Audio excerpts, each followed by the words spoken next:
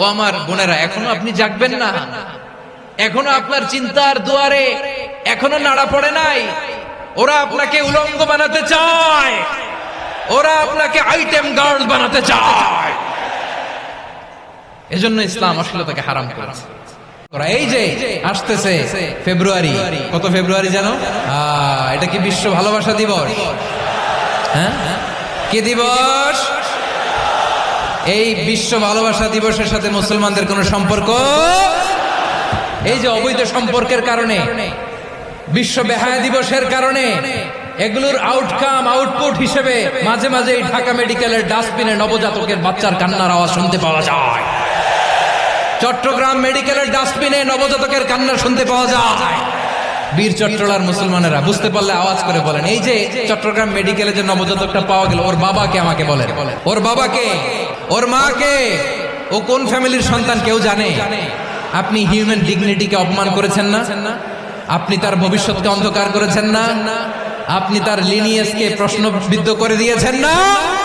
এই জন্য আল্লাহ তাআলা অশ্লীলতাকে আমাদের জন্য হারাম করে দিয়েছেন। পড়েন সুবহানাল্লাহ।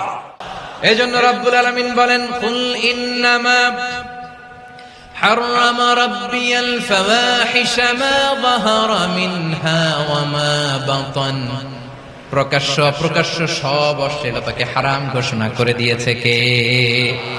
আবার দুনিয়ার বুকে যারা অশ্লীলতার প্রসার করে তাদের জন্য শাস্তি মজুদ রেখেছে কে?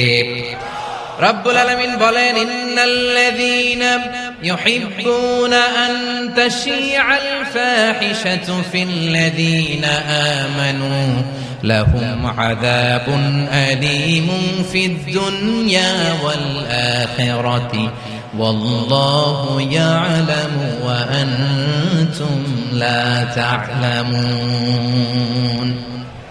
নিশ্চয়ই যারা বিশ্বাসীদের মাঝে অশ্লীলতার প্রচার প্রসার করতে চায় তাদের জন্য আমি মর্মন্তুদ শাস্তি প্রস্তুত করে রেখেছি। দুনিয়াতেও রেখেছি, আখিরাতেও রেখেছি। ঘোষণাটা কার? যারাই নাটকের নামে, সিনেমার নামে, রূপালী জগতের নামে, মুভির নামে, ওটিটি প্ল্যাটফর্মের নামে আমার সমাজে অশ্লীলতা ছড়াতে চায় তাদের জন্য কঠিন মর্মন্তুদ শাস্তি মজুদ রেখে দিয়েছে কে? ও আমার বোনেরা, এখনো আপনি জাগবেন না? এখনো আপনার চিন্তার দুয়ারে এখনো নাড়া পড়ে নাই? ওরা আপনাকে উলঙ্গ বানাতে চায়, ওরা আপনাকে আইটেম গার্ল বানাতে চায়। এজন্য ইসলাম অশ্লীলতাকে হারাম করেছে। হারাম। ইসলাম বলেছে যোজন যোজন দূরে থাকো। ওরা বলে না, কাছে আসো, কাছে আসার গল্প, ক্লোজ আপ ওয়ান, কাছে আসার গল্প আছে না? নাই। আল্লাহ বলেন, ওয়ালা তাকরাবুজ জিনা, কাছেও এসো না। জিনা থেকে যোজন যোজন কিলো দূরে থাকো। ওরা বলে কাছে আসার গল্প। কাছে আসতে হলে নবীর কাছে আসবো। কাছে আসার গল্প হবে আমার রবের কাছে আসার গল্প। চিল্লায় বলো ঠিক কি না? তাহলে অশ্লীলতার সাথে আমাদের কোনো সম্পর্ক?